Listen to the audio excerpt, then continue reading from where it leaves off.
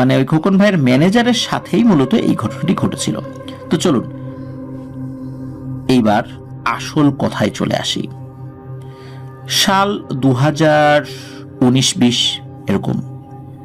তো যশোর জেলা থেকে সেলিম নামের এক ব্যক্তি ইটের ভাটার ম্যানেজারের চাকরি নিয়ে ওখানে আসেন। তো ওই সময় ভাটার ইট তৈরির কাজ শেষ, বাকি ইটগুলো বিক্রি আর হিসাব রাখার জন্য খোকন সাহেব ওই সেলিম ভাইকে নিয়োগ দেন। তো আগের ম্যানেজার চুরির অপবাদে চাকরিচ্যুত হলে দ্রুত ম্যানেজারের প্রয়োজন ওখানে, কারণ এগুলোর হিসাব তো রাখতে হবে। তা খোকন সাহেব ওই সেলিম ভাইয়ের মতো 25-26 বছরের একজন যুবকের কাছেই এই গুরুত্বপূর্ণ দায়িত্বটা দেন। তো ওই সেলিম ভাই কিন্তু ওই এলাকায় একদম নতুন ছিলেন, আগে কখনো এই এলাকায় আসেন নাই। আর ভাটা রিলেটেড কাজগুলো কিভাবে করতে হবে এই সম্পর্কেও তার আসলে ন্যূনতম কোনো ধারণাই ছিল না। তবে হিসাব নিকাশে সে যথেষ্ট ভালো ছিল এবং সৎ ছিল। দ্রুত সময়ের মধ্যে সে সব কাজগুলো বুঝে ফেলে এবং তার কাজও সে খুব ভালোভাবেই করছিল। ইটার বেচা বিক্রি কিন্তু ভালোই সামলাতেন তিনি। তো খোকন সাহেব তার কাজে খুবই খুশি, এভাবে সময় চলে যাচ্ছে। তো বয়স কম হলেও তার হিসাব এবং সততার জন্য খোকন সাহেব সহ এলাকার মানুষের ভালোবাসাও পেয়ে যায় খুব তাড়াতাড়ি। তা খোকন সাহেব ভাটার অফিসেই তাকে থাকার ব্যবস্থা করে দিয়েছিলেন। তো আগের ম্যানেজার অবশ্য সে তার নিজ বাড়িতেই থাকতেন। তো যাই হোক, এই সেলিম সাহেব প্রথম 10-12 দিন তার কাজ শেষ করে এই সত্যনগর চায়ের দোকানে কিছু সময় আড্ডা দিতেন, সবার সাথে একটু পরিচিত হতেন, তারপর উনি ওনার রুমে গিয়ে ঘুমিয়ে যেতেন। তো এই ভাটাটি রাজাপুর কাঠালিয়া সড়কের পাশেই অবস্থিত। আর ওই ভাটার সামনের রাস্তা রয়েছে আর 3 দিকেই রয়েছে ফসলি জমি। আর একদম কাছাকাছি অবশ্য কোনো ঘর বাড়ি নেই। ভাটার সবচাইতে কাছের বাড়ি হচ্ছে ওই যে আলামিনের বাড়ি, যার কথাটা বললাম আর কি, যে ওদের যে বাড়িটা সেটা ভাটা থেকে হেঁটে যেতে 5 থেকে 7 মিনিট লাগে। তো যাই হোক, প্রথম দিকে রাতে যখন এই সেলিম ভাই একা থাকতেন তখন তো একটু খারাপ লাগতো, এত বড় এরিয়া, লোকজন নাই। পাশে লেবারদের থাকার ঘরগুলো কিন্তু খালি, ওটা নির্দিষ্ট সময় ব্যবহার করা হয় আর কি। এখন তো লেবাররা নাই, ইট বানানো তো হয়ে গেছে, ইট পোড়ানো হয়ে গেছে, এখন হলো বেচা বিক্রি চলছে, এই জন্য লেবাররা নাই। তো চারদিকে কিন্তু নীরবতা, আর এই শুনশান নীরবতার মাঝে রাতের বেলা উনি একদমই একা। তবে হ্যাঁ, কিছু কিছু শব্দ তার কানে আসতো। শব্দ বলতে ওই রাস্তা দিয়ে রাতের বেলা চলাচল করা কিছু গাড়ির শব্দ, আর কয়েকজন পায়ে হেঁটে গেলে গল্প গুজব করতে করতে যেত। তো এই শব্দটুকু উনি পেতেন, বাস এতটুকুই শব্দ বলতে আসলে যা বোঝায় সেটাই ছিল। ওই শুনশান নীরবতা ভাঙার জন্য এই শব্দ ছাড়া আর কোনো কিছু ছিল না সেখানে রাতের বেলা। তো সেলিম ভাই রাতে যখন ঘুমাতেন তখন নাকি প্রায়ই শুনতেন অনেক রাতে এই যে লেবারদের থাকার যে ঘরগুলো রয়েছে সেগুলোর বেড়া আবার টিনের, কে যেন লাঠি দিয়ে ঠাস ঠাস করে ওই টিনের বেড়ার উপর বাড়ি দেয়। আর টিনের বেড়ার উপর যদি বাড়ি দেয় তখন কিন্তু খুব জোরে শব্দ হয়, আর একটা শুনশান জায়গা তো শব্দগুলো চারদিকে ছড়িয়ে পড়ে। তো এই ধরনের শব্দে উনি চমকে উঠতেন, তো কে এই কাজটা করে। তো প্রথম দিকে উনি চোর ভেবে বের হয়েছেন, তো তেমন কিছু না দেখে আবার গিয়ে উনি ঘুমিয়ে পড়তেন। এভাবে প্রায় প্রতিদিনই এই শব্দ উনি শুনতে পেতেন। এই শব্দে তার যে ডিস্টার্ব হতো না তা কিন্তু না, কিন্তু কি করবেন, উনি যখন দেখতেন যে আশেপাশে কেউ নাই তখন আবার চলে আসতেন। আর পরবর্তীতেও কিন্তু এই শব্দ হতো, কিন্তু এরপরে উনি আর বের হতেন না। উনি ওই যে শুইতেন আর বের হতেন না, ঘুমাতে অসুবিধা হতো, ঘুম ভেঙে যেত, তারপরে উনি আর বের হতেন না। কারণ অনেক খারাপ লোকজন তো সেখানে থাকতে পারে। কারণ হচ্ছে শুনশান নীরব জায়গাতে অনেক দুষ্টু প্রকৃতির লোকজন যারা নেশা করে তারা ওখানে আসতে পারে। আর ওনার একটা বিষয় বুঝে আসতো না, কেউ নেশা যদিও করেই কিন্তু তারা তো চুপচাপ করবে, এরকম শব্দ করে তাকে জানান দেওয়ার মানেটা কি। আর লোকজন যদি থাকেই তো উনি বের হয়ে টর্চ লাইট মারার পরে বিভিন্ন জায়গায় টর্চ লাইট মারতেন, কাউকে তো উনি দেখেন নাই, শব্দটা আসলে করে কে, নাকি কেউ মজা করছে তার সাথে। তো উনি চিন্তা করেন হয়তো বা মজাই করে, যার কারণে উনি আর আসলে বের হতেন না। তো যাই হোক, তার খুব অস্বস্তি হতো এভাবে একা একা থাকতে। তো ইটের ভাটার যিনি মালিক খোকন সাহেব তাকে বিষয়টা জানান যে খোকন ভাই, আমি তো আসলে রাতের বেলা একা একা থাকতে খুব অসুবিধা হয়, ভয়ও লাগে, আর এত বড় একটা ফাঁকা জায়গা, কোন বিপদ আপদ হয়, মানুষজনও তো ভালো না, কখন কোন খারাপ লোকজন এসে আমাকে আক্রমণ করে, ইট চুরিও করে নিয়ে যেতে পারে, বাধা দিতে গেলে আক্রমণ করতে পারে, একা একা আসলে এগুলো তো সামলানো খুব মুশকিল। তখন এই ইটের ভাটার যিনি মালিক, এই যে খোকন সাহেব, উনি আরাফাত নামে একটা ছেলেকে রাতের বেলা তার সাথে থাকার জন্য দিয়ে দেন, যাতে করে উনি রাতের বেলা খুব অস্বস্তি বোধ না করেন। তো আরাফাতকে নিয়ে ওই সেলিম ভাই খুব ভালোভাবেই কয়েকদিন চলে যাচ্ছিল। কয়েকদিন রাত্রে আর ওই রকম কোনো সমস্যা হয়নি, ওই যে টিনের বেড়ায় বাড়ি দেয়া। তো একদিন হয় কি, হঠাৎ একটা ঘটনা ঘটে। সেটা হচ্ছে এই আরাফাত রাতের বেলা ওয়াশরুমে যাওয়ার জন্য বের হয়। ওইখানে যে ঘরগুলো, ওই ঘরগুলোর সাথে অ্যাটাচ ওয়াশরুম ছিল না। ওয়াশরুম ছিল বলতে সাইডে, মানে ঘরের সাথেই সাইডে। তো এই আরাফাত ছেলেটা যখন বাইরে বের হয়েছে, তখন একটা অবয়ব সে দেখে। অবয়বটা দেখার পরে সে এই সেলিম ভাইকে ডাক দেয়। তো সেলিম ভাই বের হয়ে সেও ওই অবয়বটা দেখে চোর চোর বলে চিৎকার চেঁচামেচি শুরু করে। শুধু তাই না, ওই অবয়বটার উপরে এই আরাফাত এবং সেলিম ভাই দুজন হামলাও করে, আর ওনারা তো চিৎকার চেঁচামেচি শুরু করে দিছে। তারপরে হামলা করার বলতে বোঝাচ্ছি যে ওই যে ছোট ছোট ইটের যে ভাঙার টুকরাগুলো, ছোট ছোট ঢিল, এইগুলো তো ওইটার দিকে ছুড়ে মেরেছে। তারপরে ছোটখাটো কিছু লাঠি ছিল সেদিকে, সেগুলো নিয়ে ওই অবয়বটার দিকে ছুড়ে মেরেছে। আর এই চিৎকার করার কারণে, ওই রাতের বেলা চিৎকার দিয়েছে তো আশেপাশের মানে যে বাড়িগুলো রয়েছে যে দূরে, তারপরও তারা ওই চিৎকার শুনতে পেয়েছিলেন। তারা তো অল্প সময়ের মধ্যেই লাঠি সোটা নিয়ে সবাই চলে আসছে। তো লোকজন এসে দেখে যে ওই অবয়বটা আছে, ওই অবয়বটা পালায় না, ওখানে ঠায় দাঁড়িয়ে থাকে। তো লোকজন আস্তে আস্তে তার কাছে যায় আর কি। তো যখন সবাই কাছে গিয়েছে, তখন ওই লোকটাকে দেখে অনেকে চিনতে পেরেছে, আরে এটা তো কবিরাজ, তো পাশের এলাকার। আর কবিরাজের এই অবস্থা কেন? কবিরাজের শরীরে কোনো জামা কাপড় নাই, সে ওইখানে দাঁড়িয়ে আছে। এখন লোকজন চলে আসে, সে দ্রুত একটু কোনো একটা আবরণ খুঁজছে শরীরটাকে একটু ঢাকার জন্য। তো আরাফাত আর আলামিন আর ওই সেলিম ভাই, ওনাকেও তো ফোন করেছিল রাতের বেলাতেই, যখন চিৎকার চেঁচামেচি হয়েছে তখন ওই সময় ফোন করেছে। ওই সেলিম ভাইও মানে ওই যিনি মালিক আর কি, খোকন সাহেব, উনিও কিন্তু চলে এসেছেন। তো যাই হোক, এখন ওনাকে দেখে সবাই তো হতভম্ব যে এই লোক এইখানে এই অবস্থায় কেন। তখন লোকজন বুঝতে পারে আসলে ইনি তো কোনো চোর না, যেহেতু উনি কবিরাজ, হয়তো তাবিজ কবজ বা অতি প্রাকৃত কোনো বিষয় সাধনের জন্য কবিরাজ এখানে আসছে। তো ওই কবিরাজ উপস্থিত সবার উপরে খুব বিরক্ত প্রকাশ করেন। তখন আলামিনের যিনি বাবা, ওই যে আলামিন যে ছেলেটার কথা আমরা শুরুতে বলেছিলাম, ওই কবিরাজকে একটা লুঙ্গি এনে দেয়। তো উনি লুঙ্গিটা পরার পর ওই আলামিনের বাবা জিজ্ঞেস করে, কি কবিরাজ ভাই, তুমি এইখানে কি করো এত রাতের বেলা? তখন ওই কবিরাজ বলে যে দেখেন, আমি কিন্তু কোনো চোর না, তাকে আপনারা সবাই বিশ্বাস করেন? তখন সবাই বলে, হ্যাঁ আপনি তো চোর না, আমরা তো জানি, তাই এত রাতে আপনি এখানে কি করতেছেন? আর এইভাবে দেখলে চোর না মনে করে করবেটাই কি? তখন ওই কবিরাজ বলে, থাক, কি করতে আসছি এগুলো শুনে আপনাদের কোনো কাজ নাই, আমি যেই জন্য এখানে আসছিলাম সেটা আর করতে পারি নাই। আর যদি আমাকে আপনারা চোর না মনে করেন তাহলে আমি এখান থেকে চলে যেতে চাই, আমার আর এখানে কোনো কাজ নাই, আমার যা ক্ষতি হওয়ার হয়ে গেছে। লোকজন ওই কবিরাজের এসব কথার কোনো আগামাথা খুঁজে পায় না। তখন ওই ম্যানেজার যিনি, মানে ওই যে সেলিম সাহেব, ওই ম্যানেজার তাকে বলে, মিয়া রাতের বেলা আসছেন, তাও আবার এই শুরুতে আসছেন, আবার এসে আবার চোটপাট দেখাচ্ছেন, চোর না, চলে যেতে চাই, আর এরকম শব্দ, মানে এমন কিছু শব্দ চয়ন করতেছেন, আপনি তো ভালোই বাটপার প্রকৃতির লোক, এত চোটপাট দেখানোর কারণ কি? যান, দ্রুত বের হয়ে যান, না হলে কিন্তু এক্ষুনি পুলিশ ডাকা হবে। ভণ্ডামির কোনো জায়গা পান না, না? এই ইট ভাটায় আসছেন রাতের বেলা আমাদেরকে বিরক্ত করার জন্য, এখানে ভণ্ডামি করার জন্য। তো এইরকম ভাবে তাকে খুব গালমন্দ করেন ওই সেলিম ভাই। তো এসব শুনে কবিরাজ কোনো কথার উত্তর দেয় না। সে কি করে, তার কাছে একটা ছোট একটা ফোন ছিল, কিন্তু বাটনওয়ালা ফোন।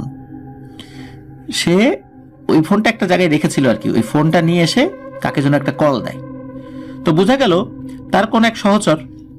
তো ফোনে বলে যায়, গাড়ি নিয়ে সামনে আগা, আমি আসতেছি। তো কবিরাজ কি করে, ওই ধানের যে ক্ষেত ছিল পাশে, ওইটা অন্ধকারের মধ্যে দিয়ে মিলিয়ে গেল। তো লোকজন দেখছে, কিছুক্ষণ পর ওই ধান ক্ষেতের ওই উল্টো পাশে বেশ খানিকটা দূরে মোটরসাইকেলের আলো দেখা যায়। তখন দূর থেকে লোকজন বুঝতে পারে যে এই কবিরাজের কোনো সহচর এসে তাকে ধান ক্ষেত যে ওই পার থেকে তাকে নিয়ে চলে যাচ্ছে। তো যাই হোক, ওই দিন যে যার মতো চলে যায়, সবাই বাড়ি থেকে ঘুমিয়ে পড়ে। এরপর থেকে সপ্তাহখানে কোনো প্রবলেম নাই, ওই যে বেড়ায় বাড়ি দেয়া বা এই টাইপের কোনো কিছু নাই আর কি, সবকিছু স্বাভাবিক। এভাবে চলে যাচ্ছিল দিন। তো এর মধ্যে হঠাৎ একদিন এই আরাফাত ছেলেটা, যেটা এই সেলিম ভাইয়ের সাথে রাত্রেবেলা থাকতো, সে অসুস্থ বোধ করার কারণে ওই দিন রাত্রে আর সেলিম ভাইয়ের সাথে থাকে না, সে বাড়িতে চলে যায়। বাড়ি তো কাছাকাছি ছিল। তো সেলিম ভাই সব কাজ শেষ করে ঘুমিয়ে পড়েন। তো মাঝরাতে সেলিম ভাই ওয়াশরুমে যাওয়ার জন্য বের হয়েছেন। রাত আনুমানিক 2টো থেকে 3টার মধ্যবর্তী কোনো একটা সময় হবে আর কি। তো উনি দেখতে পান এক অদ্ভুত বিষয়। সেটা হচ্ছে ওই যে আগের দিনের মতো একটা অবয়ব দেখা যাচ্ছে, এবং সেই অবয়বটারও শরীরে কোনো জামা কাপড় নাই, এটা বোঝা যাচ্ছে। কেন বোঝা যাচ্ছে? কারণ ওই অবয়বটা ইটের ভাটার সাথে একটা লম্বা চিমনি থাকে, যেটাকে অনেকে চোঙা বলে। তো ওইটার সাথে হেলান দিয়ে দাঁড়িয়ে আছে, আর ওইখানে কিন্তু একটা এনার্জি সেভিং বাল্ব, যেটা মানে এলইডি বাল্ব, ওইটা লাগানো ছিল। তো ওই আলোতে আসলে ছোট একটা এনার্জি বাল্ব, তো চারদিকে তো ফাঁকা, অনেকটা দূরে তো আলো ছড়িয়ে পড়ছিল, যার কারণে আলোর যেই একটা রেশ, এটা একটু কম ছিল সেখানে। কিন্তু যতটুকুই থাকুক না কেন, দূর থেকে তো বোঝা যায়। তো উনি ওইটাতেই বুঝেছিলেন যে এই একটা লোক দাঁড়িয়ে আছে, তার শরীরে কোনো জামা কাপড় নাই। কিন্তু এইখানে সে দাঁড়িয়ে আছে কেন, উনি কিন্তু একদম স্পষ্ট দেখেছিলেন ওইটা। তো সেলিম ভাই যেই দরজাটা খুলেছেন, ওইটা কিন্তু ওই অবয়বটা শুনতে পায়। মানে যেই না দরজাটা খুলেছেন, ওয়াশরুমের দরজাটা, উনি কিন্তু দেখেছেন। উনি দেখে ওই সময় কিছু বলেন নাই। তো উনি ওয়াশরুমের দরজা খুলছেন এবং ওই দিকে তাকিয়ে আছেন যে ওই জিনিসটা কি করে। তখন সেলিম ভাই বুঝতে পারেন ওই অবয়বটা আসলে এই যে মাত্র ওয়াশরুমের দরজা খোলার যে একটা ঘটাং করে শব্দ হয়েছে, ওয়াশরুমটা কিন্তু পাকা ওয়াশরুম আর কি, ওইটার স্টিল দরজা যে সিটকেনি, ওইটাও তো লোহার হয়, ওইটা কিন্তু খুললে লাগালে ঘটাং করে শব্দ হয়। তো এই শব্দে ওই অবয়বটা সেলিম ভাইয়ের দিকে তাকিয়েছে, এবং দূর থেকেই সেলিম ভাইকে দেখে সে একটা অদ্ভুত হাসি দেয়। আর হাসিটা এমন ছিল যে সে খুব জোরে হাসছে, কিন্তু হাসির কোনো শব্দ হচ্ছে না। আর ওইখানে ছোট্ট একটা শব্দ হলেও কিন্তু শোনা যায়, চারদিকে ফাঁকা তো, শুনশান নীরবতা। কিন্তু ওই অবয়বটা যে হাসছে, এই হাসির কোনো সাউন্ড নাই। তো সেলিম ভাইও ওয়াশরুমে না গিয়ে ওই অবয়বটার দিকে তাকিয়ে আছে, এরকম চোখাচোখি প্রায় 2 থেকে 3 মিনিট হয়। তারপর যেটা হয় সেটা হচ্ছে ওই অবয়বটা লাফিয়ে, ওই ইট ভাটার কিন্তু বিভিন্ন মুখ আছে, যেই মুখ দিয়ে কিন্তু খড়ি ঢোকানো হয়। তো তখন তো আর ইট ভাটা আগুন জ্বলছিল না, ওই রকম একটা চুলার মুখের মধ্যে লাফ দিয়ে চলে যায়। তখন কিন্তু বেশ রাত। তো সেলিম ভাই এই বিষয়টা দেখে খুব ভয় পান। তো এই বিষয়টা নিয়ে ভয় পেলেও উনি আর ওয়াশরুমে ঢোকেন নাই। মানে ভয় তো পেয়েছেন, কিন্তু বিষয়টা নিয়ে আর ভাবেন নাই। এই কারণে ভাবেন নাই যে এই বিষয়টা নিয়ে এখন ভাবলে ওনার রাতের ঘুম হবে না। উনি ওয়াশরুমে না গিয়ে দ্রুত ওনার রুমে গিয়ে শুয়ে পড়েছেন। প্রচন্ড ভয় পেয়েছেন, ঘুমই আসছিল না। বেশ কিছুক্ষণ পর উনি শুনতে পান তার যেই ঘরে উনি আছেন, সেই ঘরের পাশে শ্রমিকদের থাকার যে টিনের ঘরগুলো ছিল, ওইগুলোতে ওই যে আগের মতো কেউ যেন লাঠি দিয়ে জোর জোরে বাড়ি দিচ্ছে। আগে তো 1টা 2টা দিত, এখন 2-3 সেকেন্ড পর পর ঠাস ঠাস করে বাড়ি দিচ্ছে। আর এমন শব্দ হচ্ছে, এই অবস্থাতে কেউ যদি গভীর ঘুমেও থাকে তার ঘুম ভেঙে যেতে বাধ্য। আর ওনার তো ঘুম ভেঙে গেছে, আর একে তো ভয় পেয়েছেন, তো ওনার ঘুম আসার তো প্রশ্নই নেই। এর কিছুক্ষণ পর আর একটা ভয়ানক ঘটনা ঘটে। সেটা হচ্ছে যে উনি বুঝতে পারেন ওনার ঘরের যেই টিনের চাল, ওই টিনের চালের উপর কেউ খুব সাবধানে হাঁটছে। মানে টিনের চালের উপর কেউ যদি আস্তে আস্তে পা ফেলে, এটা কিন্তু ওই ঘরের মধ্যে যারা থাকে তারা কিন্তু বুঝতে পারে। মনে হচ্ছে ঠিক ওইভাবে কেউ আস্তে আস্তে খুব সাবধানে হাঁটছে। সেলিম ভাইয়ের ভয়ে তো তখন অবস্থা খারাপ। হঠাৎ করে সেলিম ভাই আরো একটা ভয়ানক অভিজ্ঞতার মুখোমুখি হন। সেটা হচ্ছে উনি শুনতে পান মনে হচ্ছে বড় কোনো একটা হাতুড়ি দিয়ে তার ঘরের চালের উপরে সজোরে একটা ধপাস করে শব্দ করেছে। আর এমন শব্দ যদি হয় মনে হচ্ছে তার ঘরের মধ্যে মানে মানে বেশ বড় একটা বোম ফেটেছে, এরকম একটা শব্দ। এই শব্দ না সারা ঘরটা মনে হলো কেঁপে উঠল। সেলিম ভাই তো ভয়ে প্রচন্ড জোরে এক চিৎকার দিয়ে ওঠেন। আর উনি ভাবছেন যে এত জোরে আঘাত করলে তো এই টিন ভেদ করে যে জিনিসটা দিয়ে আঘাত করছে সেই জিনিসটা তো ঘরের মধ্যে ঢুকে যাওয়ার কথা। তো এসব উনি ভাবছেন। এই ভাবতে ভাবতে হঠাৎ করে উনি আরো একটা বিষয় শুনতে পান। সেটা হচ্ছে ওনার কাছে মনে হচ্ছিল ওনার চালের এক পাশে একটা টিন উপড়ে ফেলার চেষ্টা করা হচ্ছে। উপড়ে ফেলতে গেলে টিনের যে কটমট কটমট শব্দ বা এক ধরনের ঝনঝন শব্দ হয় না, ওই রকম শব্দ হচ্ছে। উনি তো প্রচন্ড ভয় আছেন। উনি চিন্তা করেছেন তাকে হত্যা করার উদ্দেশ্যে কেউ এখানে আসছে। কারণ হচ্ছে একে তো উনি একা থাকেন, আর এখানে লোক থাকার কারণে অনেক চোর ডাকাত এখানে এসে ইট চুরি করতে পারে না। তার উপর কিছুদিন আগে একটা ঘটনা ঘটেছে, এক কবিরাজের সাথে তার উত্তপ্ত বাক্য বিনিময় হয়েছে। উনি ঢিল ছুঁড়েছেন, লাঠি ছুঁড়েছেন, সে আঘাত পেয়েছে। তো সেও যেভাবে তার দিকে তাকিয়েছিল সেও প্রতিশোধ নেবে বলে মনে হয়েছে। তো চিন্তা করছে সে হয়তো কোনো লোক পাঠিয়েছে, আর এই লোক তাকে এখন ক্ষতি করার জন্য আসছে। তা না হলে এই টিনের চাল উপড়ে ফেলবে। আর দেখে তো একদম স্বাভাবিক মানুষের মতোই মনে হয়েছে। মানে দূর থেকে ওই যে অভাবটা চিমনির সাথে মানে হেলান দিয়ে দাঁড়িয়েছিল, তারপরে হেসে দিল, এই সমস্ত উনি চিন্তা করছেন। তবে ওনার এই চিন্তা অল্প সময়ের মধ্যেই অন্যদিকে মোড় নেয়। সত্যি সত্যি একটি টিন উপড়ে ফেলা হলো, তবে পুরো টিন না, টিনের একটা অংশ উপড়ে ফেলা হলো। আর উপরে কিন্তু ফাঁকা হয়ে গেল। ওই ফাঁকা দিয়ে উনি যখন তাকিয়েছেন তখন উপরে তারা দেখা যাচ্ছে। আকাশ তো ওই সময় পরিষ্কার ছিল, উপরে তারাটা দেখা যায়, বোঝা যাচ্ছে যে টিনের চালের ওই অংশটা একদম ফাঁকা হয়ে গেছে। আর উনি হঠাৎ করে আরো একটা ভয়ানক জিনিস দেখতে পান। উনি দেখেন একটা টাক মাথা, মানে মাথায় কোনো চুল নাই, এইরকম একটা মাথা ওই ফাঁকা দিয়ে ভেতরে ঢোকার চেষ্টা করছে। আর ওনার রুমে তো তখন লাইট জ্বালিয়ে রেখেছিলেন আর কি।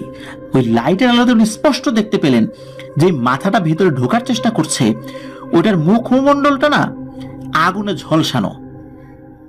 আর এমন ভাবে ঝলসানো, অনেক সময় আমরা যদি গরম কোনো জিনিস চূড়া থেকে নামাই সেটা দিয়ে ধোয়া ওড়ে না, ওর মুখমণ্ডল দিয়ে ধোয়া উঠছে। তার মানে সদ্য ওই মুখমণ্ডলটা পুড়েছে, ধোয়া উঠছে। এইরকম একটা মাথা ওই ছিদ্র দিয়ে, মানে যতটুকু ফাঁকা হয়েছে ওই দিক দিয়ে মাথাটা ঢুকছে। মাথাটা ঢুকলো, বডিটা ওইভাবে দেখা যাচ্ছে না। আর মাথাটা ঢোকার পর এই সেলিম ভাইয়ের দিকে এক দৃষ্টিতে তাকালো কয়েক সেকেন্ড, আর তারপরই সে হাসা শুরু করলো। এমন হাসি যে হাসির কোনো শব্দ নাই, দাঁত বের করে খিলখিলিয়ে হাসছে, কিন্তু হাসির কোনো শব্দ হচ্ছে না। লিসেনার্স একবার ভাবুন তো, কেউ আমাদের সামনে জোরে জোরে হাসছে কিন্তু কোনো সাউন্ড হচ্ছে না।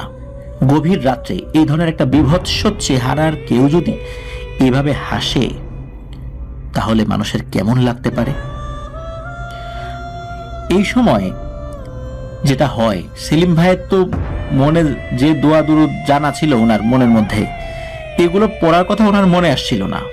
কারণ এই ধরনের সিচুয়েশন উনি কি করবেন এটা উনি বুঝতে পারছিলেন না। অল্প সময়ের মধ্যে ওই অভাবটা হাসি বন্ধ করে রাগের দৃষ্টিতে ওনার দিকে তাকান। আর ওই যে টিনের যেই অংশটুকু তুলে ফেলেছিলেন ওইটা কি করেছেন, ওই ছিদ্র দিয়ে ঢুকিয়ে ওনার দিকে ছুঁড়ে মেরেছেন। তো ঘটনার আকস্মিকতায় সেলিম ভাই জ্ঞান হারিয়ে ফেলেন। এরপরে কি হয়েছে ওনার মনে নাই। পরের দিন এই সেলিম ভাই ওনার জ্ঞান ফেরে হচ্ছে এই বাইরে খোকন সাহেব, যিনি আর কি এই ইসের মালিক, ইটভাটার মালিক, তার শব্দে প্রচন্ড জোরে চিৎকার করে ডাকাডাকি করছেন, ওনার রুমের দরজা ধাক্কাচ্ছেন। তো এই সমস্ত চিৎকার চেঁচামেচিতেই এই সেলিম ভাইয়ের জ্ঞান ফেরে। উনি ওঠেন, ওঠার পর উনি দরজা খোলেন। তো খোকন সাহেব ভেবেছেন যে সেলিম ভাই হয়তো বা কোনো নেশা টেশা করছিল, ঘুম ভাঙছে না। তো উনি একটু রাগান্বিত ভাবে বলেন যে কি সেলিম, কি করছো, এতক্ষণ ধরে ডাকছি শোনো না, নেশা টেশা করছো নাকি? এরপরে এই খোকন সাহেবকে উনি রাতের সব কথা খুলে বলেন। তো খোকন সাহেব উনি বলেন যে তুমি তো বলছো যে তোমার রুমের টিনের চাল খুলে ফেলেছে, কই চাল তো ঠিকই আছে। তো সেলিম ভাই অবাক হন, আরে তাই তো, চাল তো একদম স্বাভাবিক, এখানে তো কোনো কিছুই হয় নাই, আর এত ভারী কোনো জিনিস দিয়ে আঘাত করা হয়েছে তাহলে তো টিনের কোনো জায়গায় থেতলে যাওয়ার কথা, সেটারও কোনো চিহ্ন নাই। তো খোকন সাহেবের বিশ্বাস ছিল সেলিম ভাইয়ের উপর। তিনি সেলিম ভাইকে বলেন, হয়তো তুমি খারাপ স্বপ্ন দেখেছো, যাই হোক একা একা থাকতে হবে না, আরাফাত যেদিন না থাকবে ওই দিন তুমি আমার বাসায় গিয়ে ঘুমাবে। তো সেলিম ভাইকে খোকন সাহেব এই সমস্ত ভয়ের ঘটনা ভুলে গিয়ে কাজে মনোনিবেশ করতে বলেন। তো সেলিম ভাইও খোকন ভাইয়ের কথা মতো আসলে সবকিছু মেনে নিয়ে কাজে মনোনিবেশ করলো। এসব নিয়ে আসলে চিন্তা আসাটাই তো স্বাভাবিক, তাই না? উনি কোনোভাবে এটাকে নিছক স্বপ্ন ভাবতে পারছেন না, কারণ উনি তো ওয়াশরুমে যাওয়ার জন্য বের হয়েছিলেন, তারপর ওই অভাবটাকে দেখেছিলেন, তারপরে উনি ঘরের ভিতরে ঢোকার পর এটা ঘটনা ঘটেছিল, এটা স্বপ্ন হয় কিভাবে? তো আসলে কিভাবে এটা হয় এইসব উনি ভাবতে ভাবতে কাজ করছিলেন। তো উনি যে ইটের যে লাইনগুলো এগুলো ঘুরে দেখছিলেন সব ঠিকঠাক আছে কিনা। উনি গুনতে গুনতে ওই অবয়বটা যে চুলার মুখে লাফ দিয়ে ঢুকেছিল ওই জায়গাটাতে যান। চিন্তা করেন রাতের বেলা তো এদিক দিয়ে ঢুকেছিল। উনি যখনই ওখানে গিয়েছেন হঠাৎ করে ওই নিচ থেকে একটা লম্বা হাত খপ করে এই সেলিম ভাইয়ের হাত ধরেছে। এটা কিন্তু দিনের বেলার ঘটনা। হাত ধরেছে এবং ওই গর্তের মধ্যে তাকে টেনে নিয়ে যাওয়ার চেষ্টা করছে। সেলিম ভাই তো প্রচন্ড জোরে চিৎকার চেঁচামেচি শুরু করছেন। তখন কিন্তু একদম মাঝ দুপুর 11:30, 12টা বা 12:30 মতো বাজে। তো উনি চিৎকার চেঁচামেচি শুরু করছেন। ওই সময় কিন্তু এই যে খোকন সাহেব উনি এই ইটভাটার অফিসেই ছিলেন।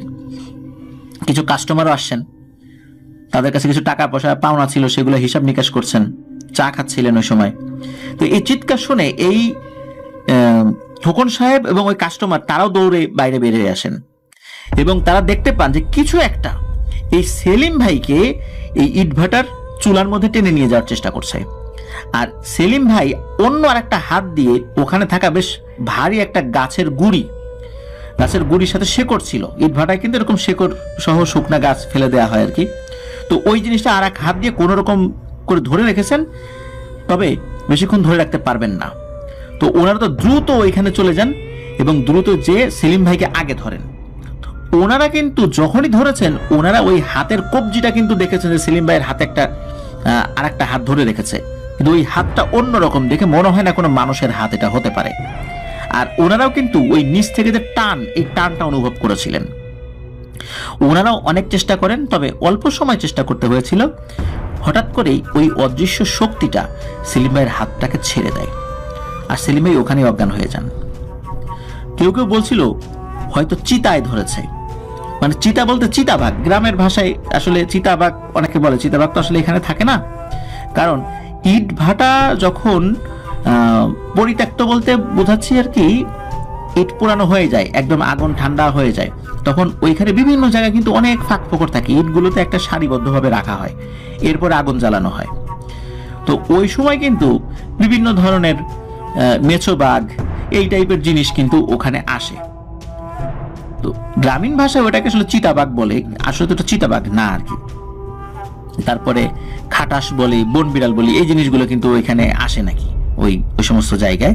তো ওনারা ওইটাকে চিতা মনে করে, কিন্তু চিতা যদি হয় বা ওই আমি বন বিড়ালই ধরি বা এইগুলা কি মানুষের মতো হাত হয়? তারা কি ওইভাবে ধরে টানতে পারে? তো যাই হোক, সবাই চিন্তা করেন যে এইগুলোর এই ইট ভাটা তো এখন তো ইট পোড়ানো হচ্ছে না, এখন তো বিক্রির সময়, মনে হচ্ছে এই টাইপের কোনো প্রাণী এখানে বাসা বেঁধেছে আর সেলিম ভাইকে নাগালে পেয়ে তাকে শিকার বানাতে চেয়েছে। তো যাই হোক, ওনারা যেই বিষয়টাই ভাবেন না কেন, যখন সেলিম ভাইয়ের জ্ঞান ফেরত আসে তখন এই খোকন ভাই সহ সবাইকে বলেন।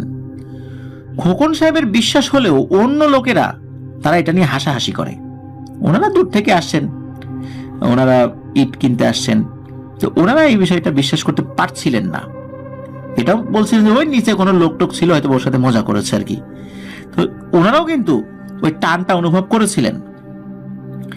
তো সেলিম ভাইকে খোকন সাহেব কিন্তু বিশ্বাস করেন, আর এই কারণে সেলিম ভাইয়ের কথা উনি একদম প্রতিটা ওয়ার্ড বাই ওয়ার্ড বিশ্বাস করেছিলেন। এই কারণেই এই খোকন সাহেব সেলিম ভাইকে নিয়ে একটা হুজুরের কাছে যান। আর তখনই কিন্তু এই বিষয়টা ওই এলাকায় রটে যায়। আর এই বিষয়টা যখন রটে যায় তখন এই যে হাসান জাহিদুর রহমান পিয়াল সহ আরো অনেকেই কিন্তু এই ঘটনা ওনারা জানতে পারেন। তো যাই হোক, হুজুরের কাছে গিয়ে সব ঘটনা খুলে বলেন।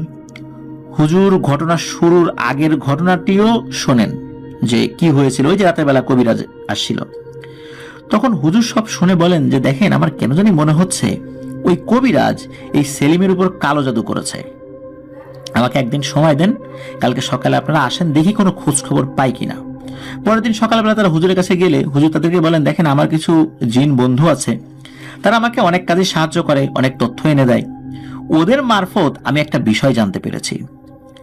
আপনাদের ইট ভাটায় ওই যেই রাতে কবিরাজ এসেছিল ধরা পড়ে যায়, সে হচ্ছে প্রেত বিদ্যায় সিদ্ধহস্ত, আর ওর সাধনা করার জন্যই ওই রাতে এখানে এসেছিল।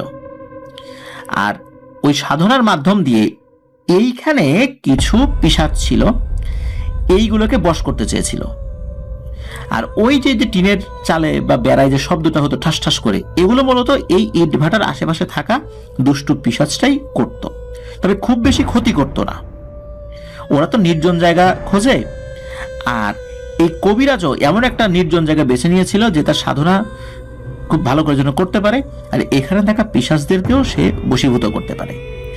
কিন্তু ঘটনা যেটা হয়েছে সেটা হচ্ছে যে আরাফাত ছেলেটা যখন বের হয়েছে ওয়াশরুমে যাওয়ার জন্য, তখন সে হঠাৎ করে একটা অবয়ব দেখে ফেলেছে। এরপর সেলিম সাহেব বের হয়ে আসছেন, চিৎকার চেঁচামেচি হয়েছে, লোকজন আসছে, তার গায়ে লাঠি লেগেছে, ইট লেগেছে, যার কারণে সে খুব ক্ষিপ্ত।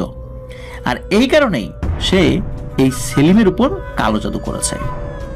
আর ওই জায়গায় এমন অনেক খারাপ জিনিসেরই বসবাস রয়েছে, আর অধিকাংশ ইটের ভাটাই নাকি এরকম থাকে, এটাও বলেন। রাতে মানুষের আনাগোনা কম হয় দেখে এই ধরনের জিনদের বসবাসের উপযুক্ত জায়গা হচ্ছে এই ধরনের ইট ভাটাগুলো। যাই হোক, ওই কবিরাজ সেলিমের উপর নাকি খুবই শক্তিশালী একটা বদ জিন চালান করে দিয়েছে। এখন যদি সেলিমকে তার নিজ এলাকায়ও পাঠানো হয়, তবুও ওই জিন তার পিছু ছাড়বে না। আর এই বিষয় নিয়ে খুব তালগোল পাকিয়ে ফেললে এই ইট ভাটার সাথে সংশ্লিষ্ট সবাইকেই ওই দুষ্টু জিনটা ক্ষতি করবে। তখন হুজুর পরামর্শ দেন, আপনারা চুপি চুপি এটার চিকিৎসা করান। মানুষ যতটুকু জানছে এর থেকে বেশি আর জানানোর দরকার নেই। আপনারা এটা নিয়ে আর কোনো কথা বলেন না, ধরে নেবেন যে কিছুই হয় নাই, এটা মানুষকে বুঝতে দিবেন। তো হুজুরের কাছে চিকিৎসা চাইলে হুজুর এই সেলিম সাহেব এবং আরাফাত, কারণ আরাফাত প্রথম তো ওই অবয়বটাকে দেখেছিল, মানে ওই যে কবিরাজকে, আরাফাতকেও ক্ষতি করতে পারে, তো আরাফাতকে কিছু রুকিয়া করে দেন এবং কিছু আমল শিখিয়ে দেন, এবং উনি নিজে ওই ইটভাটা এসে ইটভাটা বন্ধ দিয়ে যান, মানে রুকিয়া করে বন্ধ দিয়ে যান। এরপর থেকে সেলিম ভাই একটু স্বাভাবিক হন। আর সেলিম ভাই আর একা থাকতেন না, সাথে আলামিন বা আরাফাত সবসময় কেউ না কেউ থাকতো। আরাফাত না থাকলে আলামিন, আলামিন না থাকলে আরাফাত, সবসময় কেউ না কেউ তার সাথে থাকতোই। তো ঘটনা কিন্তু এখানে শেষ না। এরপর অন্য একটা সমস্যা শুরু হয়। এই খোকন সাহেবের ভাটায় হঠাৎ করেই বেচা বিক্রি একদম খারাপ হয়ে যায়। আর ভর দুপুরে বা সন্ধ্যার একটু আগে আগে এই আরাফাত, সেলিম এবং আলামিন তিনজনই অদ্ভুত একটা জিনিস দেখতো একটা পিকআপ ইট নেয়ার জন্য ওই ভাটার রাস্তা ধরে আসছে, কিন্তু ভাটার এরিয়া বা হুজুর যতটুকু বন্ধ করে দিয়েছেন ওই পর্যন্ত আসে। অমনি সেই পিকআপ বা ট্রাকটা উধাও হয়ে যায়, মানে চোখের সামনে নাই হয়ে যায়। এটা কিভাবে সম্ভব? একটা পিকআপ বা ট্রাক আসছে, ভাটার কাছাকাছি আসলো, এরপর হঠাৎ করে উধাও হয়ে গেল। ওই যতটুকু বন্ধ দিয়েছিলেন ওই পর্যন্ত আসতে পারে। আর বেচা বিক্রি বন্ধ, কেউ যদি ট্রাক পাঠায় বেচা বিক্রি হয় তাই তো ভালো, কারণ তাদের বেতনটাও তো ইট বিক্রির টাকা থেকেই হবে, তাই না? ওরাও তো চাইতেন যে বেচা বিক্রি হোক। কিন্তু এটা কেন হঠাৎ করে অদৃশ্য হয়ে যেত? আসতো একটা স্বাভাবিক ট্রাক আর অদৃশ্য হয়ে গেল, এটা কি সম্ভব? এরপরের ঘটনাটা খুবই রহস্যময়। এই খোকন সাহেব এবং সেলিম এই দুইজনের পৃথক পৃথক ফোন নাম্বার ছিল। আর সেলিম ভাই যে নাম্বারটা ব্যবহার করতেন ওটা ইটভাটার ম্যানেজারের নাম্বার, মানে মানুষ চেঞ্জ হয়ে গেলেও নাম্বারটা চেঞ্জ হবে না। ওই নাম্বারগুলোতে প্রায়ই আননোন নাম্বার থেকে কল আসতো, আর ইটের অর্ডার দিয়ে বলতো আপনাদের ম্যানেজার সেলিমকে অমুক জায়গায় পাঠান। তাদের দেওয়ার ঠিকানাগুলো নাকি অস্বাভাবিক ছিল, একদম অচেনা কোনো জায়গায় পাঠাতে বলতো, যেমন নদীর পাড়ে, মাঠের ভিতরে। আর প্রত্যেকবার ইটের সাথে ওই ম্যানেজার সেলিমকেও পাঠাতে বলতো ওই ফোনে। পরবর্তীতে ওই নাম্বারে আবার কল দিয়ে দেখা যেত যে নাম্বার থেকে কল আসছিল সেটা বন্ধ, বা কেউ ধরলে বলতো কই ইটের ব্যাপারে আমি তো কারোর সাথে কথা বলি নাই, আপনারা মনে হয় রং নাম্বারে কল করেছেন, তাছাড়া আমি তো চাকরিজীবী, আমি তো থাকি অমুকখানে, আমার তো এখন বাড়ি করা হচ্ছে না, বা আমার ইটেরও কোনো প্রয়োজন নাই, কে আমার ফোন থেকে ফোন করলো আমি তো এটা বুঝতে পারতেছি না। তো এইভাবে বলতো। আসলে কলগুলো কে করতো এটা বোঝা যেত না।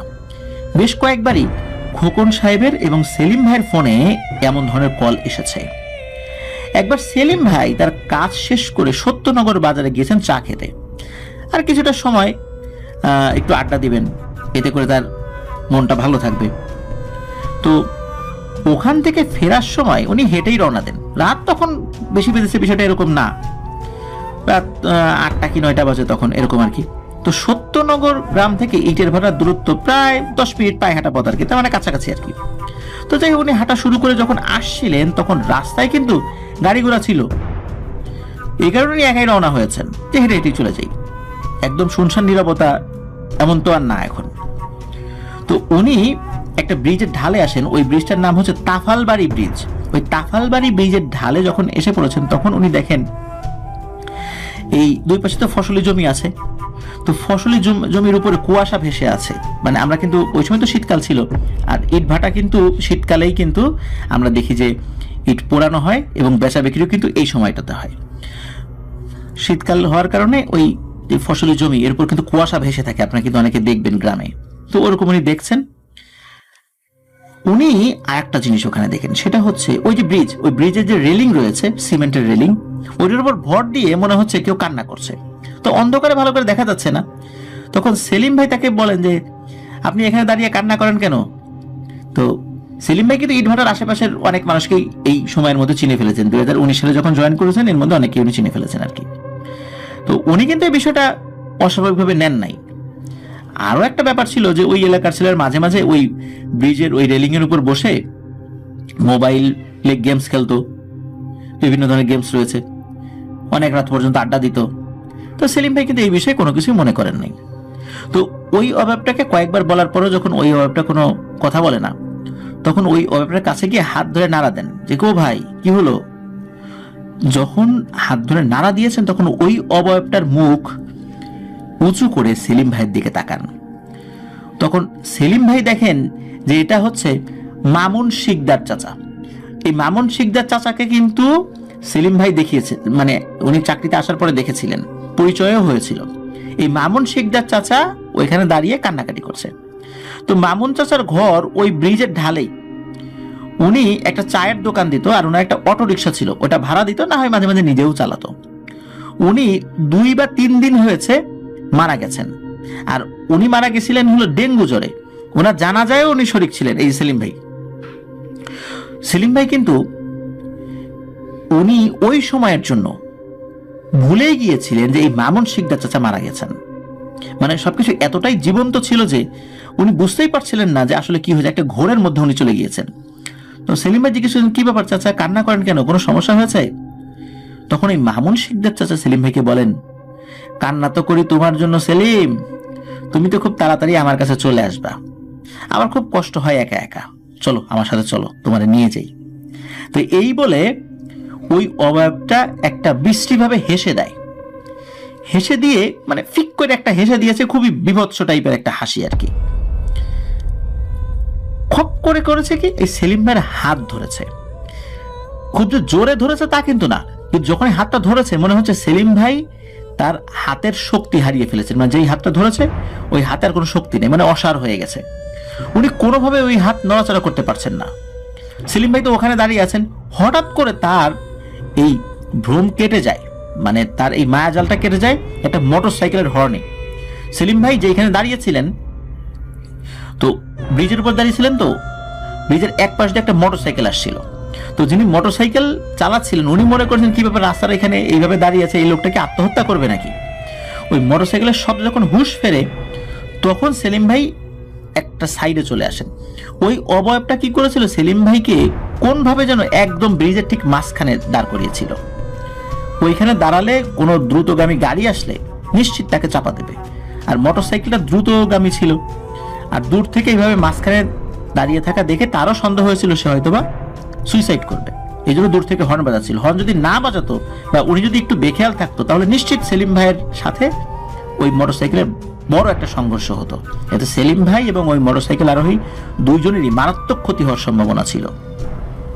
তো যাই হোক, ওই মোটরসাইকেলওয়ালা উনি ওইখানে বাইকটা থামান, বললে কি ব্যাপার, আপনি এইখানে এইভাবে দাঁড়ায় আছেন কেন, এভাবে তো দাঁড়ায় নাকি?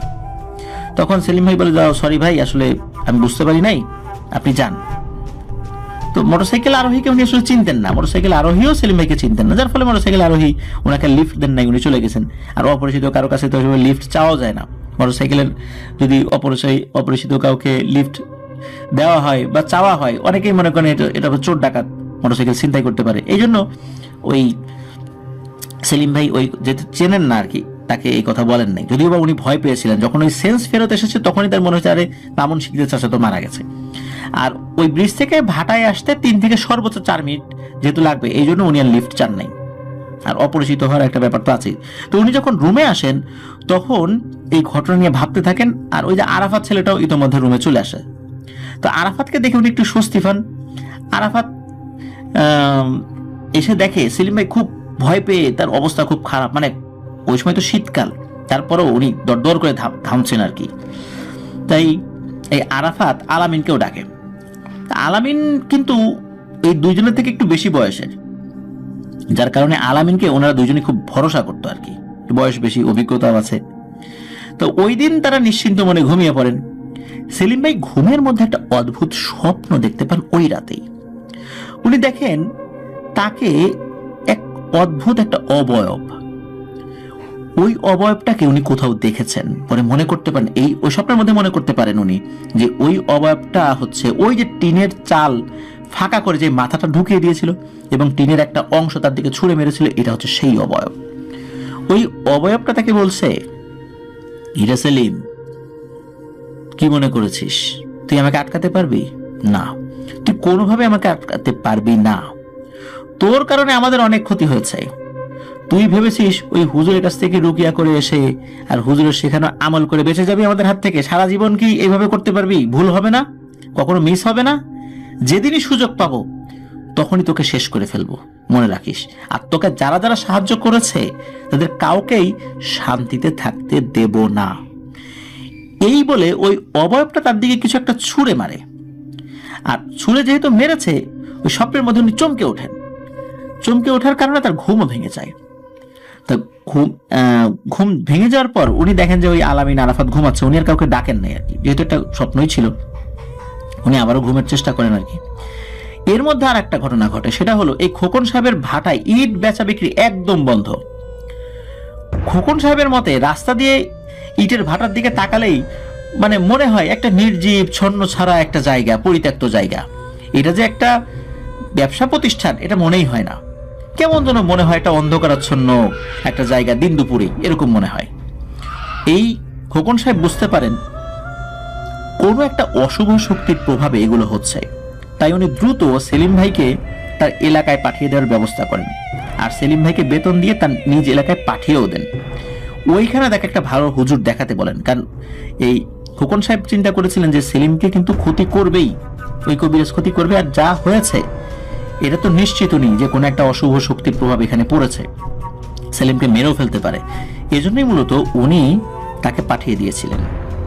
তো এইটুকু পর্যন্ত এলাকায় আস্তে আস্তে বেশ করে আরাফাত, আলামিন ওরা যারা ছিল এদের মাধ্যম দিয়ে কিন্তু আস্তে আস্তে ছড়িয়ে পড়ে।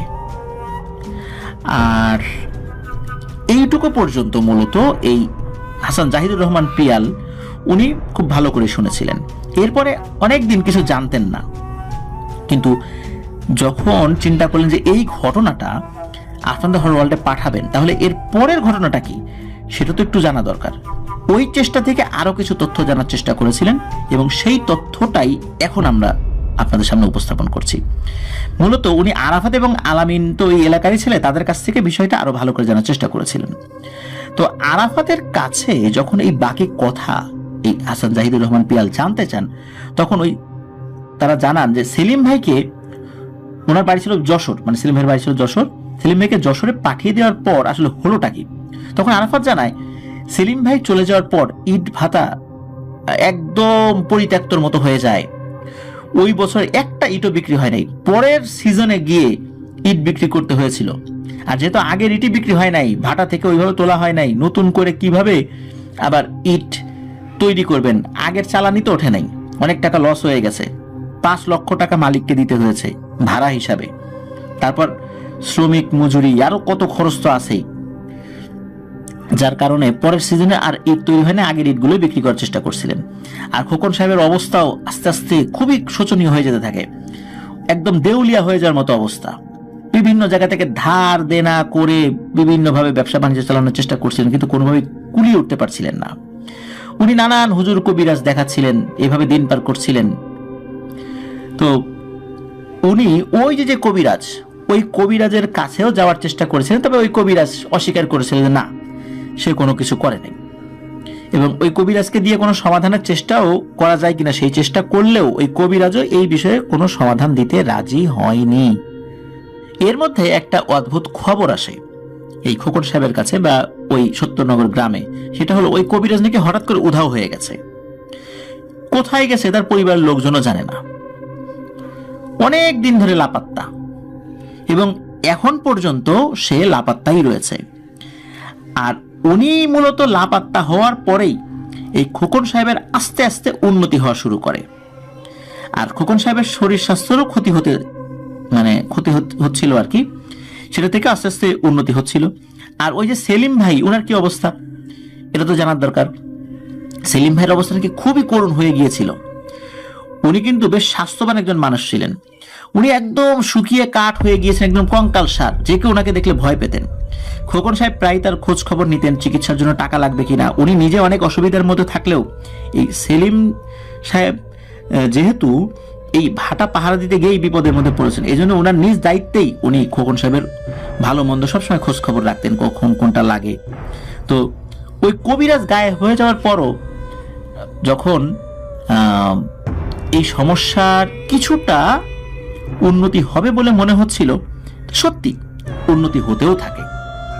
এই সেলিম ভাইও স্বপ্নে দুঃস্বপ্ন দেখা বন্ধ করে দেন, আর দেখেন না উনি, ওনার শরীর স্বাস্থ্যের আস্তে আস্তে ভালো উন্নতি হতে থাকে, ওনার স্বাভাবিক যে কর্মচাঞ্চল্য সেটা ফিরে আসতে থাকে।